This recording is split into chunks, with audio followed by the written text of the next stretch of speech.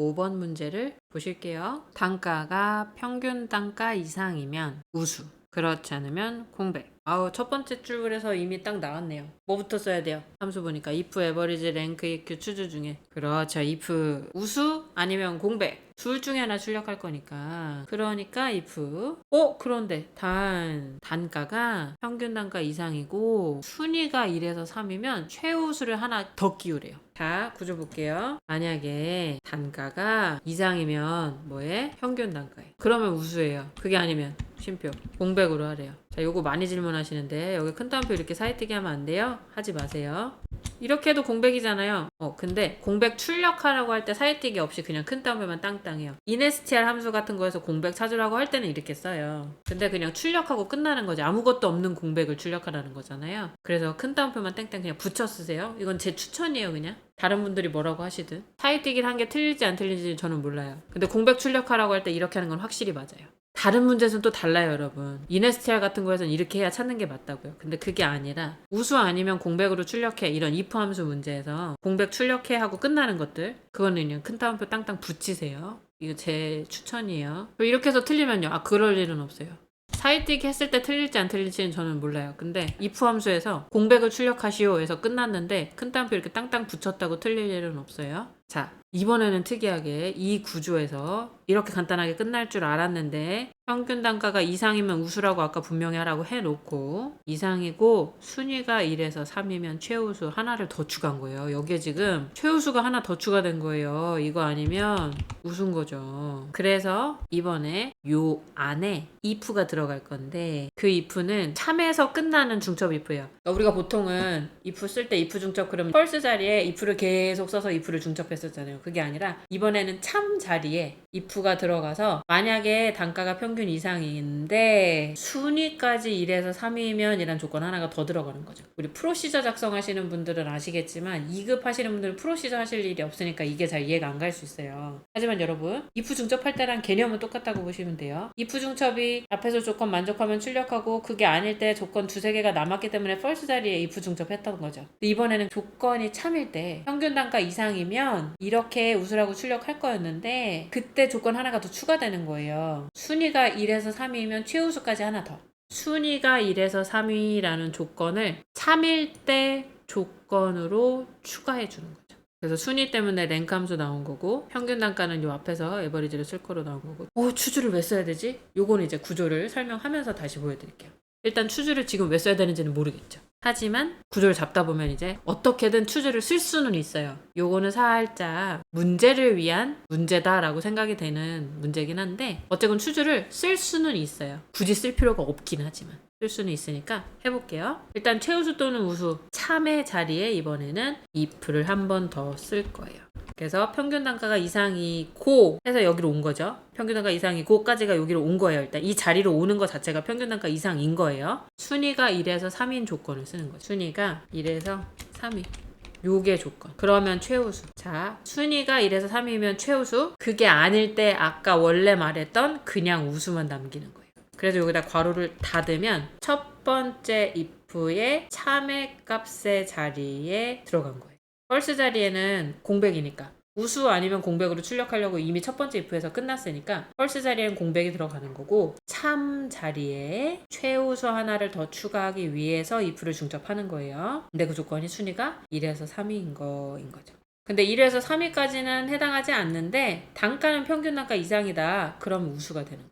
우리가 처음에 작성했던 우수는 그냥 단가가 평균 단가 이상일 때만 출력이 되는 거고 순위가 1에서 3위까지 추가 조건 만족하면 최우수가 출력이 되는 거죠. 되셨죠? 그럼 이제 평균 단가 때문에 에버리지 함수 들어갈 거예요. 에버리지 안에는 뭐 들어가요? 단가 범위가 들어가겠죠. 그럼 이제 순위, 랭크, EQ 쓰라고 나왔어요. 등수 구하는 함수는 구조 어떻게 돼요? 등수 구하고 싶은 값이 쉼표. 이 범위 안에서 몇 등인지 이렇게 구하죠. 랭크 함수로 등수를 구해라. 근데 그게 1에서 3이면 그럼 보통 우리가 추주를 안 쓰면 여기서 이렇게 쓴단 말이에요. 작거나 같다. 이러면 랭크 함수로 1, 2, 3등까지가 되잖아요. 3보다 작거나 랭크 함수로 등수를 구해요. 근데 숫자 3보다 작거나 같다 이러면 1등, 2등, 3등에 해당하는 거잖아요. 그래서 보통은 추주 안 쓸 땐 이렇게 쓰거든요. 랭크 함수로 등수를 구했는데 그게 3보다 작거나 같다라는 얘기가 뭐예요? 1등, 2등, 3등을 구한다는 얘기예요. 1등, 2등, 3등. 라지 스몰이랑은 또 다른 개념이에요, 여러분. 헷갈리시면 안 돼요. 랭크 함수로 첫 번째로 큰 숫자 구하면 몇 등이에요? 1등. 두 번째로 큰 숫자는 2등. 그래서 결과가 뭘로 나요? 1, 2 이렇게 나온단 말이에요. 1등, 2등이니까. 3등까지니까 3보다 작거나 같다라고 하면 1, 2, 3등까지 등수를 구하는 거예요. 이거는 지금 3등까지 1등, 2등, 3등 1등, 2등, 3등 이걸 다 구하려고 3보다 작거나 같다라고 하면 1, 2, 3등이 구해지는 거예요. 추주를 안 쓰면 이렇게 쓰면 돼요. 추주가 안 나오고 이렇게 하는 시험 문제도 있기 때문에 지금 한번 알려드리는 거예요. 근데 여기에 이제 추주를 써야 된다. 반드시 써야 된다. 그러면 이제 추주는 구조가 어떻게 돼요? 앞에 숫자가 무조건 온 다음에 그 숫자가 1일 때 출력할 값. 그 다음은 2일 때 이 앞에 숫자가 3일 때 출력할 값. 이 앞에 숫자가 4일 때 출력할 값. 이렇게 가잖아요. 그래서 점점점 몇 개씩 더 가는 거잖아요. 이게 추주의 역할이에요. 그럼 이 숫자 자리에는 뭐가 되는 거예요? 등수.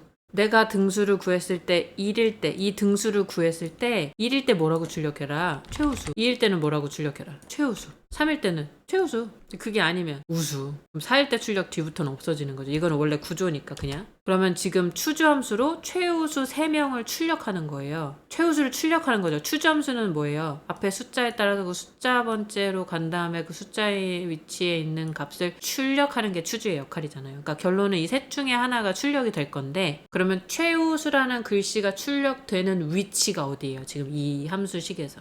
최우수라는 글씨가 출력되는 위치. 그죠? 여기잖아요. 그러니까 여기에 추주가 들어가면 되는 거예요.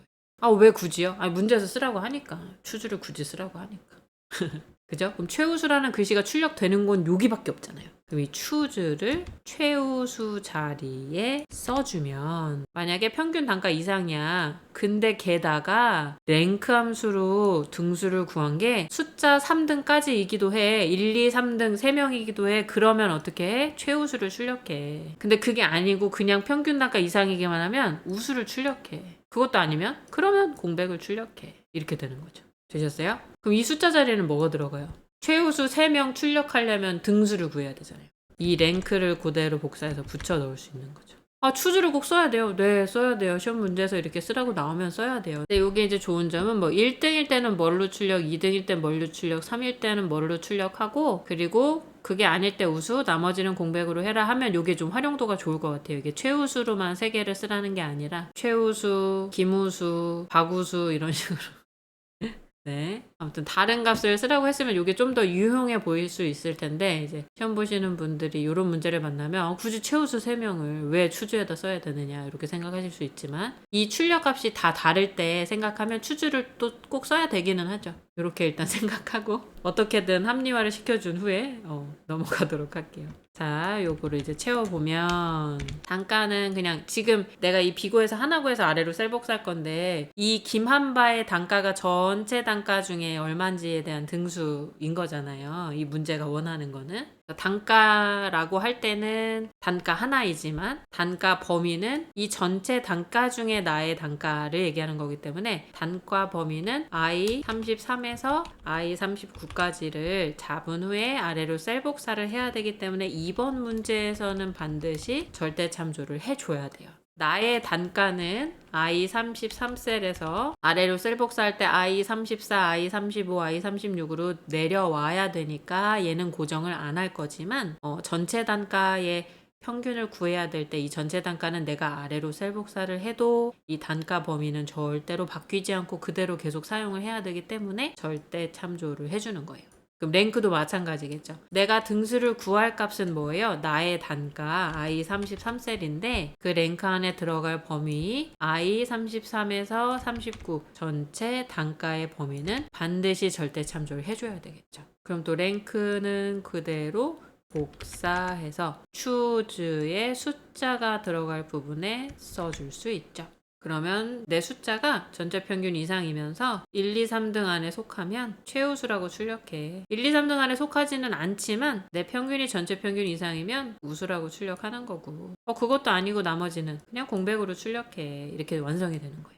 되시죠? 수식 바로 작성해 볼게요. 얘는 옆에 단가 자유롭게 클릭하려고 저는 수식 입력줄에 등호 쓰고 입력할게요. 만약에 나의 단가가 이상이면 크거나 같으면 뭐에? 평균 단가. 함수 에버리지 쓰라고 문제에서 나왔으니까 AV 아래 화살표 탭. 그럼 에버리지 스펠링 다 안 써도 되고요. 단가 전체 평균이라니까 단가 다 잡았는데 아래로 셀 복사할 때 움직이면 안 되니까 절대 참조 반드시 하셔야 되고요. 괄호 닫았어요. 이상이면 쉼표. 그럼 우수. 그렇지 않으면 공백. 쉼표. 그 다음에 땡땡. 괄호 닫았어요. 그런데 문제는 여기서 우수로 끝나는 게 아니라 최우수인지 우수인지 두 번째 조건이 주어졌어요. 순위가 1에서 3이면 만약에 랭크로 단가의 쉼표 전체 단가 절대 참조로 등수를 구한 값이 1, 2, 3등이면 작거나 같다 3이면 쉼표. 최우수라고 3번 출력할 거야.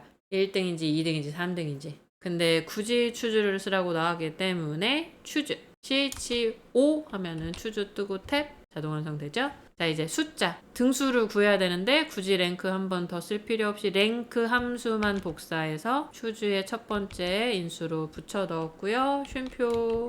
1등일 때 최우수, 2등일 때 쉼표, 최우수, 3등일 때 최우수. 됐죠? 1, 2, 3등까지만 하면 되니까. 괄호 닫았어요. 최우수는 끝났어요. 쉼표. 그 최우수가 아닐 때 아까 뭐였어요? 큰 따옴표 닫았어요. 여기서 if 괄호 하나 닫아줘야 최우수랑 우수는 끝나는 거예요. 여기는 큰 따옴표는 아까 뭐예요? 첫 번째 if의 거짓, false 자리에 들어가는 값이었죠. 이렇게 완성. 그러면 최우수는 3명이 나와야 되고 몇 명일지 모르지만 우수는 2명이 나왔고 1등, 2등에 속하지도 않고 단가가 평균 단가 이상도 아닌 친구들만 공백으로 출력이 됐어요. 되시나요? 얘도 마찬가지죠. 구조만 잡았을 때는 어렵지 않았어요. 근데 함수를 점점 작성하니까 길어진 것 뿐인 거예요. 그럼 각각의 함수의 작성 규칙만 알고 있다면 이 식을 길게 쓰는 건 절대 어려운 일이 아니에요. 말도 안 된다고 생각하실 수 있지만 지금은 그러실 수 있지만 여러분들이 계속 반복해서 하시다 보면 정말 이렇게 작성하는 건 아무 어려움이 없다라는 순간이 와요. 그 순간이 반드시 올 거라는 거를 확신을 가지시고 연습을 하시면 됩니다. 아시겠죠, 여러분? 결과 답만 보고 식이 길다고 해서 압박 느끼지 마시고 구조를 먼저 잡는 연습을 항상 먼저 하세요. 자, 이렇게 총 5문제 영상 몇 개에 걸쳐서 보셨고요. 처음에는 당연히 힘드실 수 있지만 여러분 구조 잡는 연습 항상 하시다 보면 꼭 괜찮아질 거예요. 너무 걱정하지 마시고요. 우리는 또 다음 문제 영상에서 만날게요. 공부하느라 수고 많으셨습니다. 안녕. 함수 공부하느라 수고하셨어요.